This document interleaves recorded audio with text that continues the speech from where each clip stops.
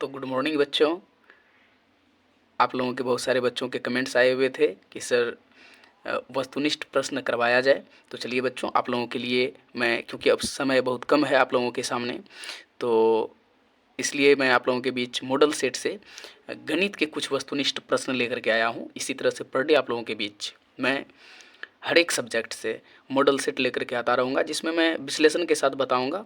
इसलिए आप लोगों को घबराने की ज़रूरत नहीं है। अगर किसी ने मॉडल सेट नहीं खरीदा है तो आप हमारे मदर टेरेसा क्लासेस चैनल से जुड़ जाइए और आप आराम से हमारे चैनल के माध्यम से मॉडल सेट बना सकते हैं। तो चलिए बच्चों, हम लोग स्टार्ट करते हैं आज के क्लास को। तो देखिए बच्चों, पहला सवाल आपके सामने है, सहअभाज्य संख्याओं का मौसो क्या होता है। तो आपको पता है सहअभाज्य संख्या, जैसे सबसे छोटी जो अभाज्य संख्या है वो 2 है। एक क्वेश्चन तो आपको यही बन गया कि सबसे छोटी अभाज्य संख्या 2 है। इसके बाद इसके साथ 3 होता है, 5 होता है, 7 होता है, 11 होता है, 13 होता है। इस तरह से अगर आप पढ़ेंगे ना तो ये सभी क्या है, अभाज्य संख्याएं हैं। और जो लगातार आ रहा है ना अभाज्य संख्या, जैसे 5, 7 है, इसको सहअभाज्य संख्या कहते हैं। और इसका अगर मौसो निकालेंगे बच्चों, 5 और 7 का मौसो निकाल करके देखिए ना, हमेशा क्या आएगा, मौसो 1 आएगा। तो चलिए बच्चों, आपको इसका आंसर पता ही होगा, इसलिए मैं इसका मौसो निकालूंगा नहीं, आप निकाल करके देख लेना, 1 आएगा। तो 1 नंबर का आंसर क्या हो जाएगा बच्चों, बी। चलिए हम लोग सेकंड नंबर के सवाल में चलते हैं। सेकंड नंबर का सवाल क्या कर रहा है बच्चों, कर रहा है कि यदि दो संख्याओं का गुणनफल 2166 है। क्या है दिया हुआ बच्चों, दो संख्याओं का गुणनफल। पहले तो बच्चों ये बताओ कि दो संख्याओं का गुणनफल होता क्या है। ये होता है लॉसो गुना मौसो। और आपके सामने मौसो दिया हुआ है और लॉसो पूछा है। तो अब बताओ दो संख्याओं का जो गुणनफल होगा वो हमारे पास सामने क्या दिया हुआ है, 2166। और आपके सामने क्या दिया हुआ है, लॉसो निकालना है और मौसो कितना दिया हुआ है, गुना में 19। ये 19 इधर आएगा तो क्या हो जाएगा बच्चों, भागा में। आप इसको कटाओगे 19 से तो आंसर आएंगे 114। ठीक है बच्चों। चलिए नेक्स्ट हम लोग देखते हैं। नेक्स्ट देखिए क्वेश्चन आपके सामने क्या है, 3 नंबर में। 3 नंबर में कह रहा है a equal to 2 to the power 3 into 3 into 5 और b इक्वल टू क्या कह रहा है बच्चों, 2 to the power 4 into 5 into 7। और कह रहा है बच्चों कि आप निकाल दीजिए इसके लॉसो। क्या निकाल दीजिए, ए बी के लॉसो। और आप जान रहे हैं बच्चों कि लॉसो हम लोग वही निकालते हैं कि जैसे हम लोग देखते हैं कि सबसे बड़ा कॉमन क्या आ रहा है बच्चों, तो 2 टू द पावर 3 है, इसमें सबसे बड़ा कॉमन क्या आया है बच्चों, 2 टू द पावर 4। तो 2 टू द पावर 4 तो सबसे पहले आ गया बच्चों। इसके बाद देखिए 5 यहाँ 1 है, यहाँ पे 5 1 है, तो दोनों बराबर है तो किसी एक को ले लेंगे बच्चों। और जो बच गए, 3 ऊपर में बच गए, इसका कोई कॉमन नहीं है, उसको भी ले लेंगे। 7 नीचे में बच गए, इसका भी कोई कॉमन नहीं है, इसको भी ले लेंगे। और अगर हम कैलकुलेट करके देखें बच्चों, तो इसको जब हम कैलकुलेट करेंगे, टोटल मल्टीप्लाई करेंगे, तो आपके सामने जो आंसर आने वाले हैं वो आंसर है 1680। यही आपका आंसर होगा। देखिए ये कहाँ पे है, ये देखिएगा 3 नंबर के डी में ये आंसर आपके सामने है। तो चलिए बच्चों नेक्स्ट सवाल को हम लोग देखते हैं। हम लोग 4 नंबर का क्वेश्चन देखते हैं। 4 नंबर के क्वेश्चन में देखिए बच्चों क्या दिया हुआ है, दिया हुआ है कि यदि m एक धनात्मक पूर्णांक है तो धनात्मक विषम पूर्णांक का रूप क्या होगा। अब आप खुद पढ़े हो कि धनात्मक विषम पूर्णांक का रूप यहाँ पे क्या होगा। आप जान रहे हो कि a इक्वल टू होता है बी क्यू प्लस आर। एकदम सिंपल सी बात को समझो कि अगर a equal to B Q plus R होता है तो कोई भी अगर धनात्मक विषम पूर्णांक होगा तो वहाँ पे आर के जगह क्या आने वाला है बच्चों, विषम पूर्णांक आने वाला है। ठीक है बच्चों। तो ये आप चेक करो कि आर के जगह पे विषम पूर्णांक कहाँ कहाँ आ रहा है। तो आप देखो कि m के रूप का है तो q के जगह तो m आ गया है। इसका मतलब है कि ये देखिए रूप के साथ दिया हुआ है, देख लीजिए 4m प्लस 2 का दिया हुआ है, 4m प्लस 4 का दिया हुआ है, 4m प्लस 1 का दिया हुआ है। अब देखो 4m तो बी क्यू आ गया, आर में देखिए 2 है तो सम संख्या हो जाएंगे। इसमें 4 है दिया हुआ आर की जगह, सम संख्या हो जाएंगे। अरे बच्चों यहाँ देखो 4m प्लस 1 है, इसका मतलब है यहीं पे 1 है, यही विषम पूर्णांक हो जाएगा। इसका मतलब है 4 का जो हमारा आंसर होगा बच्चों वो कौन सा होगा, सी नंबर होगा, जो कि 4m प्लस 1 है। इसके बाद देखो बच्चों 5 नंबर का सवाल। तो 5 नंबर आपको पता है निम्नलिखित में से कौन सी अभाज्य संख्या है। तो आप देख लो इसमें से कौन सी अभाज्य संख्या है, एकदम 5 का भी सी नंबर हो जाएगा। 6 नंबर में चलो, तो यहाँ है 6 नंबर का क्वेश्चन है, निम्नलिखित में से कौन सा अपरिमेय संख्या है। तो इसमें आपको पता है कि रूट जो 17 है यही हमारा क्या हो जाएगा, अपरिमेय संख्या, यानी ए नंबर में जो है, क्योंकि रूट 100 का अगर हम निकालेंगे तो 10 आता है √4 का, 2 आता है √16 का 4, और यहाँ पे 5 5 4 9 आ जाएगा इसका आंसर। चलिए 7 नंबर को देखते हैं बच्चों। तो 7 नंबर में देखिए क्या दिया हुआ कि 144 के अभाज्य गुणनखंड में 2 का घातांक कितना होगा। तो 144 के हम अभाज्य गुणनखंड कर देंगे, 72 आ जाएगा, 2 से इसको करेंगे 36 आ जाएगा, 2 से कीजिएगा 18 आ जाएगा, 2 से कीजिएगा 9, बस क्योंकि हमको 2 का पूछ रहा है। तो 2 टू द पावर कितना आ रहा है बच्चों 4। तो देखो कहाँ पे आ रहा है 2 टू द पावर 4, तो 2 टू द पावर 4 आ रहा है आपको सी नंबर में, यानी 7 का क्या हो जाएगा आंसर बच्चों सी हो जाएगा। समझ में आ रहा है कि नहीं?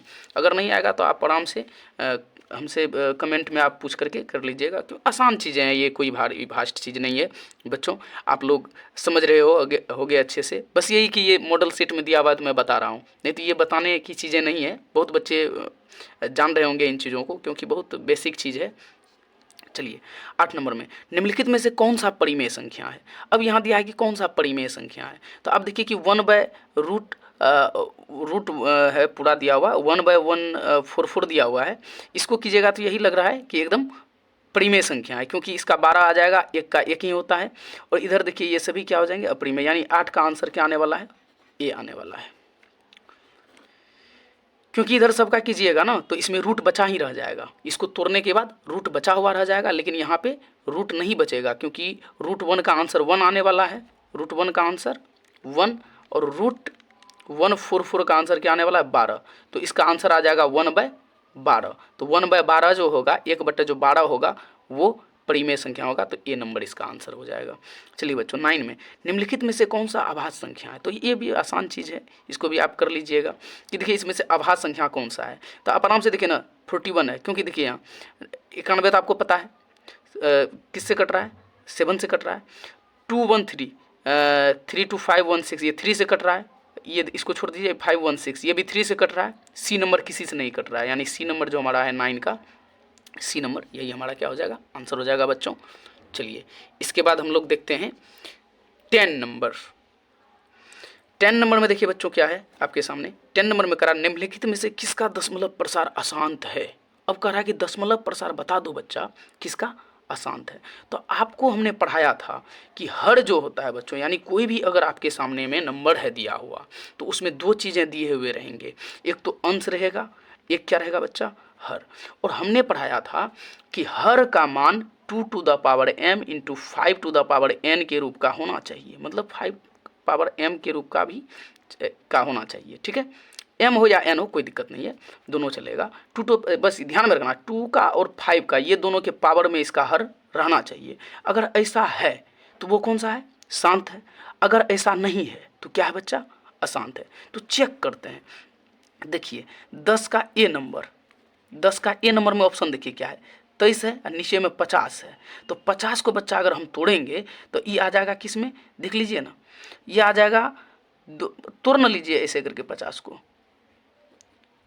तो किस में टूटा 50 टूट गया बच्चा 2 गुना 5 का पावर 2 में। तो 2 गुना 5 का पावर शांत है कि अशांत, आप कहिएगा सर ये तो शांत है। चलिए ये भी अशांत नहीं हुआ। अब देखिए 1600 को तोड़िएगा 1600 को, तो ये 1600 जो है बाबू ये भी टूट करके किस में आ जाएगा शांत में, ये भी इसके फॉर्म में आ जाएगा।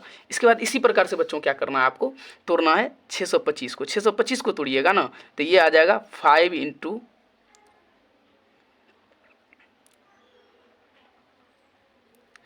ये 5 टू द पावर 4 आएगा, क्या आएगा बच्चों 5 टू द पावर 4। लेकिन नीचे में कुछ तो है नहीं, तो इसका मतलब है 2 टू द पावर क्या है बच्चों 0 है। तो ये जो डी नंबर है कौन सा नंबर डी नंबर में जो हमारा 13/625 है, इसको हम लिख सकते हैं 13/5 to the power 4 into 2 to the power 0। तो ये भी 8, ये भी किसके रूप में हो गया, ये भी तो हो गया 13/2 to the power m into 5 to the power n। तो हमने क्या कहा कि जब कभी भी हमारा हर 2 to the power m into 5 to the power n के रूप का होगा, 2 to the power m into 5 to the power n के रूप का होगा, तो वो हमेशा क्या होगा बच्चा शांत होगा। इसका मतलब है सर ये जो बी नंबर है कौन सा नंबर बी नंबर है, बी में जो हमारा 10 का बी नंबर है जो कि क्या दिया हुआ है 39/243, यही हमारा क्या है इसी का दशमलव प्रसार अशांत है। तो चलिए बच्चों नेक्स्ट हम लोग देखते हैं देखते हैं नेक्स्ट क्वेश्चन को। देखिए यहाँ पे एक क्वेश्चन दिया हुआ है 11 नंबर में, एक अशून्य परिमेय और अपरिमेय संख्या का गुणनफल क्या होगा। देखिए क्वेश्चन में कुछ भी नहीं है, लेकिन क्वेश्चन आपको फंसाने के लिए एकदम अशून्य लगा करके पूछ दिया है। अशून्य का मतलब होता है जिसमें शून्य नहीं हो। एकदम जनरल कंपटीशन में ये क्वेश्चन पूछा गया था और वही सब टाइप का ये क्वेश्चन है और आपके बुक का है, ये आपके चैप्टर का है, इसलिए आपको भी ये क्वेश्चन पूछा जा सकता है। इसलिए बच्चों एक बार ध्यान से देखिए, अशून्य परिमेय का मतलब ये होता है। यहाँ पे मैं दो बातें आप लोगों को बताना चाहता हूँ। जैसे मैंने आप लोगों को बताया था कि अगर किसी भी परिमेय संख्या को p/q के रूप में लिख सकते हैं, किसी भी संख्या को p/q के रूप में लिख सकते हैं और जहाँ पे q is not equal to 0 होता है, इसका मतलब ये है बच्चों कि हम 5/0 नहीं लिख सकते हैं। अगर 5/0 हमने लिख दिया है तो ये परिमेय संख्या नहीं है, क्योंकि p/q में q is not equal to 0, यानी 5 के जगह बटे में 0 आप नहीं लिख सकते हैं। अगर कोई भी नंबर है, जैसे हमने लिख दिया 8/0, ये नहीं लिख सकते हैं। 999/0 ये हम नहीं लिख सकते हैं, लेकिन 0/8 चलेगा, 0/4 चलेगा, 0/999 ये सब चलेगा। तो इस तरह से ये अशून्य परिमेय की बातें हैं। कह रहा है कि आप अशून्य परिमेय नहीं, मतलब अशून्य परिमेय लेकर के चलना। इसका मतलब हम यहाँ ले लिए 6, तो करा चलो ठीक है, तो परिमेय संख्या है। और कह रहा है कि इसमें किसी अपरिमेय संख्या से हमने इसको क्या किया, गुना कर दिया। मान लीजिए 6 को √7 से हमने गुना कर दिया, तो कितना आ गया बच्चों, 6√7। तो हमने आप लोगों को चैप्टर में बताया था कि किसी भी परिमेय संख्या को किसी भी अपरिमेय संख्या से गुना किया जाता है तो आंसर हमेशा अपरिमेय संख्या ही आता है। तो इसलिए बच्चों इस 11 नंबर का जो हमारा आंसर होगा वो होगा बी, हमेशा अपरिमेय। क्या हो जाएगा बच्चों, हमेशा अपरिमेय। अब देखिए नेक्स्ट क्वेश्चन आपके सामने क्या है। नेक्स्ट क्वेश्चन आपके सामने है 45 तथा 60 का मौसा ज्ञात करना है। देखिए कितना आसान क्वेश्चन पूछ रहा है कि 45 तथा 60 का मौसा। अब आराम से निकाल सकते हैं। एक मरतबा देखिए 45 दीजिएगा, इसको कीजिएगा तो 15 दिए, 45 कट जाएगा ये। अब मौसा आपके सामने क्या आ जाएगा, 15। तो चलिए बच्चों हम लोगों ने 12 नंबर तक हम लोगों ने कर लिया था। अब 13 नंबर में देखते हैं क्या है। देखिए यहाँ क्या दिया हुआ है कि π/3 जो है ये परिमेय है या अपरिमेय है या पूर्णांक है या इनमें से कोई नहीं। तो पाई है लगा हुआ है ना बच्चों, तो पाई कहीं से कट भी नहीं रहा है, ऊपर नीचे से देख लिया हमने। इसका मतलब ये एकदम अपरिमेय संख्या है, यानी 13 का क्या हो जाएगा बच्चा, 13 का बी में टिक कर देना है। चलिए 14 नंबर में देखिए बच्चों क्या है। 14 नंबर में आपके सामने है, यदि fx बराबर x⁵ minus 5x² plus 2x plus 2 हो तो f1 का मान, मतलब ये कह रहा है कि fx के जगह क्या करना है बच्चा, 1 को पुट कर देना है। और 1 को जैसे पुट करोगे ना तो x के जगह ना 1 पुट किया है, इसलिए 1 का पावर क्या हो जाएगा 3 माइनस 5, 1 का पावर क्या हो जाएगा 2 प्लस 2 × 1 प्लस 2, यही है। तो हम करेंगे 1 माइनस 5 प्लस 2 प्लस 2, और ये आप सॉल्व करोगे तो ये हो जाएगा 1 माइनस, तो 1 प्लस में है 2 2 4 1, 5 माइनस 5, आंसर क्या आ जाएगा बच्चों 0। तो देखो इसमें 0 कहीं है। 14 का ए नंबर में क्या है बच्चों 0 है, यानी हमारा 14 का क्या हो जाएगा बच्चा, 14 का ए नंबर हो जाएगा। चलिए बच्चों नेक्स्ट हम लोग देखते हैं 15 नंबर को। 15 नंबर में देखिए क्या है 0.7, इस पे बार है लगा हुआ है ना। तो ये जो बार लगा हुआ रहता है, तो हमने आपको बताया था इसको सॉल्व करके कि जैसे 1 पॉइंट है तो 1 9 देना है। इसी तरह से हमने बताया था आप लोगों को। तो आप इसको आराम से बना सकते हैं कि क्या दिया हुआ, 1 अंक के बाद बार है लगा हुआ, 1 अंक के बाद बार है लगा हुआ। तो हम क्या करेंगे 7 को लिखेंगे। ट्रिक हमने बताया था जब मैं चैप्टर पढ़ा रहा था आप लोगों को ऑफलाइन क्लास में।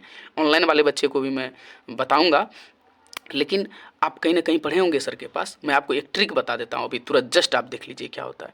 ये भी जनरल कंपटीशन में पूछा जाता है क्वेश्चन, जनरल कंपटीशन के मैथ में ये क्वेश्चन पूछा जाता है कि 0.7 का जो ऊपर में बार लगा हुआ है, तो कहता है कि इसको परिमेय संख्या के रूप में आप दिखा दीजिए। इसको मतलब कहेगा पूरा एकदम परिमेय संख्या में दिखाने के लिए। तो हम क्या करेंगे, जितना अंक के बाद रहेगा दशमलव, देखिए कितना अंक के बाद दशमलव है, 1 अंक के बाद, तो हमेशा ध्यान रखना है 1 अंक के बाद दशमलव में बार, समझ गए ना। इसको भी देखना है। ये बार जब दिया हुआ रहेगा, दशमलव के बाद जो है नंबर दिया हुआ रहेगा, उसके ऊपर में बार दिया हुआ रहेगा, तो उसका मतलब क्या करना है, एक 9 को उठा के रख देना। 1 अंक पे था बार तो एगो 9 रख दिए। 7 है तो 7 का 7 आ गया, यानी 7/9 देखिए कहीं पे है, तो 7/9 ए नंबर में है। इसका मतलब 15 का ए नंबर होगा। इसमें बहुत सारी चीज़ें हैं, उसको मैं डिटेल से आपको बताऊँगा। ये बच्चों यहाँ 16 नंबर है। 16 नंबर में देखिए क्या है, 8 का power 0 into 2 to the power 0, और आपको पता है कि 8 का पावर 0 1 इंटू 1 इक्वल टू 1 हो जाएगा। 1 देखिए कहाँ पे है, तो 16 का बी नंबर में क्या है, 1 है बच्चों। चलिए हम लोग नेक्स्ट चलते हैं 17 नंबर में। अब यहाँ देखिए बच्चों क्या है, यदि ए और बी अभाज्य संख्याएं हैं तो ए और बी का लॉस ज्ञात करना है। अब बताइए ए और बी क्या है, अभाज्य संख्या है। तो मान लीजिए आपको एग्जांपल देते हैं, मान लीजिए 3 और 5 क्या माने थे हम लोग, अभाज्य संख्या। अब ये 3 और 5 का अभाज्य संख्या का हम लोग लॉस कैसे निकालते हैं, 3 गुना 5 यानी कितना होता है 15। तो उसी प्रकार से ए और बी क्या है, अभाज्य संख्या है, तो ए गुना बी करना दीजिए। इसका मतलब ए बी ही हमारा क्या हो जाएगा बच्चों, आंसर हो जाएगा। देखिए ए बी कहाँ पे है, 17 का सी नंबर में ए बी है। चलिए समझ में आ रहा है कि नहीं। चलिए अब 18 नंबर में चलते हैं। 18 नंबर में देखिए क्या है बच्चों, 18 नंबर में है आपके बीच, निम्नलिखित में से कौन अभाज्य संख्या है। मतलब वही क्वेश्चन बराबर आ रहा है, आप इसको कर लोगे। 18 का बी नंबर हो जाएगा, कौन अभाज्य संख्या है। चलिए नेक्स्ट हम लोग देखते हैं 19 नंबर। 19 नंबर से होगा, 19 नंबर तो आसान है। यहाँ देख लीजिए कि क्या कर रहा है कि कौन परिमेय संख्या है। तो इसमें से देखिए ये अपरिमेय होगा, ये भी अपरिमेय होगा, ये कट जाएगा, यही सी नंबर क्या हो जाएगा, इसको भी तोड़ेंगे तो ये भी अपरिमेय में आएगा। यही 19 का सी नंबर हो जाएगा हमारा आंसर, 19 का सी नंबर। चलिए 20 नंबर में चलते हैं बच्चों। 20 नंबर में बहुत अच्छा क्वेश्चन है, यहाँ देखिए ये भी कंपटीशन में पूछा गया क्वेश्चन है। 65 तथा 117 का मौसो 65 m माइनस 117 के रूप में है, तो m का मान ज्ञात कीजिए। अब देखिए यहाँ 65 और 117 का मौसो दिया हुआ है आपके सामने बच्चों, तो आप क्या करो 65 और 117 का पहले मौसो निकाल लो। निकालोगे बच्चों तो 2 5 65 ये आ जाएंगे 13 52 13 चौके 52, यानी मौसो कितना आया बच्चों 13 तो आ गया। अब हमको क्या करना है कि ये जो लिखा हुआ है ये कुछ नहीं है, आपको दिमाग आपका चेंज करने के लिए दिया हुआ है कि 65 m माइनस 117। अब देखो यहाँ पे यही तो मौसो है, तो मौसो कितना आया 65 m माइनस 117 है ना। ये क्या है, मौसो है। अब मौसो आया कितना है बच्चों 13। अब देखिए इसको सॉल्व कर लीजिए ना आप। 65 m बराबर कितना हो जाएगा बच्चों 117, इधर चला है मतलब प्लस 13। m बराबर क्या हो जाएगा बच्चों 7 3 दशमलव से लेकर इतना बट्टे 65। इसको कटोगे 2 मरतबे कट जाएगा, इसलिए m की वैल्यू कितनी आने वाली है बच्चों 2। तो देखो इसमें 2 कहीं है, तो 20 का बी नंबर हो जाएगा हमारा आंसर। 20 का क्या हो जाएगा बच्चों 20 का बी हमारा आंसर हो जाएगा 2। चलिए नेक्स्ट देखिए क्या कर रहा है। नेक्स्ट कर रहा है 2 10 और 20 के लॉस और मौसा का अनुपात। अब ये सब आसान क्वेश्चन है, आप लोग चलिए बना देते हैं, क्योंकि सेशन चल रहा है, लाइव चल रहा है, इसमें हम बता देते हैं। चलिए 2 का कितना हो जाएगा, इसको करिएगा अभाज्य गुणनखंड, तो 2 ही आएगा। 10 का करोगे बच्चों 2 गुना 5 आएगा। 20 का करोगे तो 2 गुने 2 गुने 5 आएंगे। अब देखिए सबसे पहले हम लोग निकाल लेते हैं, पूछ क्या रहा है लॉस और मौसो, तो पहले हम लोग लॉस निकाल लेते हैं। इसका लॉस क्या हो जाएगा बच्चों, लॉस हो जाएगा ये 2 2, यहाँ देखिए सबसे पहले 2 का पावर 2 है, इसको ले लो गुने 5 अकेले है, 5 को ले लो, कितने हो जाएंगे 2 दूने 4 5 20 20 हो गए इसके लॉस। और मौसो देखो बच्चों क्या हो जाएंगे, मौसो का मतलब होता है एकदम जो कॉमन आया है उसको ले लीजिए, उसमें से एक मौसो हो गए 2। अब देखिए क्या कर रहा है लॉस और मौसा का अनुपात पूछ रहा है आपसे, लॉस और मौसा का अनुपात पूछ रहा है। तो लॉस अनुपात मौसो ये हो जाएंगे 20:2, इसको कटाइएगा हो जाएगा 10:1। अब देखिए ये 10:1 कहाँ पे है, तो 10:1 है बी नंबर पे, यही हमारा क्या हो जाएगा बच्चों आंसर हो जाएगा। देखो बच्चों आपके सामने क्वेश्चन नेक्स्ट क्या है कि सबसे छोटी भाज्य संख्या और सबसे छोटी अभाज्य संख्या का मौसो कितना होगा। तो आपको पता है कि सबसे छोटी भाज्य संख्या जो होती है वो भी 2 है और सबसे छोटी अभाज्य संख्या भी 2 है, और 2 को 2 का मौसो निकालिएगा, आंसर आपके सामने क्या आ जाएगा 2। इसका मतलब है कि हमारा जो 22 नंबर है 22 नंबर का बी आंसर हो जाएगा। 23 में चलते हैं। 23 नंबर में कह रहा है 2 लगातार संख्याओं का मौसो क्या होता है। तो हमेशा ध्यान में रखना 2 लगातार जो संख्या होता है ना, जैसे मान लीजिए हम 6 7 ले लें या 8 9 ले लें या 99 100 ले लें, ये हमेशा 2 लगातार संख्याओं का मौसो एक ही होता है, क्योंकि मौसो निकालिएगा एक आएगा। तो इसका क्या हो जाएगा बी। 24 नंबर में चलिए बच्चों, 24 नंबर में कह रहा है 5005 के कितने। अब ये क्वेश्चन भी ठीक ठाक है, इसके अभाज्य गुणनखंड निकालने हैं। तो 5005 के अभाज्य गुणनखंड पहले निकालिए, तो 5 से तो कट जाएगा ये बात पता है, चलिए अब देखिए यहाँ कि ये ना तो 2 से कट रहा है, ना 3 से कट रहा है, ना 4 से कट रहा है, ना 5 से, ठीक है। तो इसलिए क्या कीजिए, इसको अभाज्य संख्या से कटाइए। तो पहला अभाज्य संख्या आप लीजिए किसको, 2 को, तो पता चला 2 से नहीं कटेगा। 3 को लीजिए, 3 से भी नहीं कटेगा। इसके बाद आप 5 लीजिएगा, 5 से भी ये नहीं कटेगा। 7 लीजिए, 7 से देखिए तो कटता है, तो 7 से कट सकता है। 7 का 7, 7 चौका 28, 7 या 21। अब देखिए इसको 7 से फिर कटाइए, नहीं कट रहा है। 8 को तो छोड़िए, उससे होगा नहीं। 11 से कटाइए, क्योंकि अभाज्य संख्या से कटाना, जो संख्या किसी से नहीं कटे ना उसको अभाज्य संख्या, छोटका अभाज्य से लेकर के ऊपर तक बढ़ते जाइए, किसी न किसी अभाज्य संख्या से वो कट सकता है। 11 का 11, 11 33। अब देखिए इसके अभाज्य गुणनखंड क्या सब आए, 5 गुने 7 गुने 11 गुने 13, यानी इसका अभाज्य गुणनखंड आया है। तो 1 2 3 4, यानी क्या पूछ रहा था, कितने अभाज्य गुणनखंड होंगे, 4 होंगे, यानी 24 का क्या आंसर हो जाएगा, बी। 24 का क्या आंसर हो जाएगा बच्चा, बी हो जाएगा, यानी 4 गुणनखंड होंगे इसके। चलिए इसके बाद समझ में आ रहा है कि नहीं। चलिए 25 नंबर, 25 में कह रहा कितने 2 अंकों की संख्या 3 से विभाज्य है। देखिए ये क्वेश्चन आपको समांतर श्रेणी से आ गया है। तो हम क्या करेंगे यहाँ पे, सबसे पहले स्टार्ट 2 अंकों की संख्या, 2 अंकों की सबसे छोटी संख्या 10 और सबसे बड़ी संख्या 99। अब इसमें करा 3 से विभाज्य, तो 3 से विभाज्य वाला सबसे छोटका 12 और सबसे बड़का 99। तो आपको पता है कि 12 के बाद 15 आएगा, 15 के बाद 18 आएगा, इस तरह से बढ़ते जाएगा आगे। तो हम क्या करेंगे, a बराबर 12 मान लेंगे, ठीक है। और फॉर्मूला लेंगे क्या, an equal to a plus n minus 1 into D, यही ना फॉर्मूला होता है। तो ए एन की जगह पे कितना है, 99 ले लेंगे। इसके बाद देखिए बच्चों हम लोग क्या करेंगे, ए की जगह पे क्या ले लेंगे, 12 ले लेंगे, प्लस n माइनस 1 हमको निकालना ही है, इंटू डी, 3 का अंतर है। डी किसको बोलते हैं, अंतर को, यानी 3 का अंतर है। ये हम सब बच्चे जान रहे होंगे। इसके बाद देखिए इसको 12 प्लस 3 n माइनस में 3 कीजिएगा, तो ये हो जाएगा 12 में से 3 चला गया, कितना बचेगा बच्चा, 9 प्लस 3n बचेगा। अब 99, 9 को इधर ले आइएगा, बचेगा 3n, ये हो जाएगा 90, और इधर से आएगा 3 बराबर n, इसीलिए n बराबर क्या हो जाएगा बच्चों, n बराबर हमारा हो जाएगा 30, यानी देखिए इसमें 30 कहीं है, 25 का आंसर बी है, और यही 30 हो जाएगा हमारा आंसर, यानी 25 का क्या होगा, बी ऑप्शन हमारा सही होगा। तो चलिए बच्चों, अगर आपको हमारे बताने का तरीका अच्छा लगता है, और ये मॉडल सेट जो हमने आप लोगों को फर्स्ट मॉडल सेट बताया है, जिसमें 25 क्वेश्चन को हमने गणित से आप लोगों को बताया है, इसके बाद धीरे धीरे हर एक सब्जेक्ट, हिस्ट्री को भी बताऊंगा, ज्योग्राफी भी बताऊंगा, ठीक है। जितने भी सब्जेक्ट हैं, साइंस, फिजिक्स, केमिस्ट्री, बायोलॉजी, सब जितने भी हैं, इन सभी चीज़ों को देखते जाएंगे। अगर हमारे बताने का तरीका आप लोगों को अच्छा लगता है तो ज़रूर हमारे चैनल को सब्सक्राइब कर दीजिए, शेयर कर दीजिए, लाइक कर दीजिए।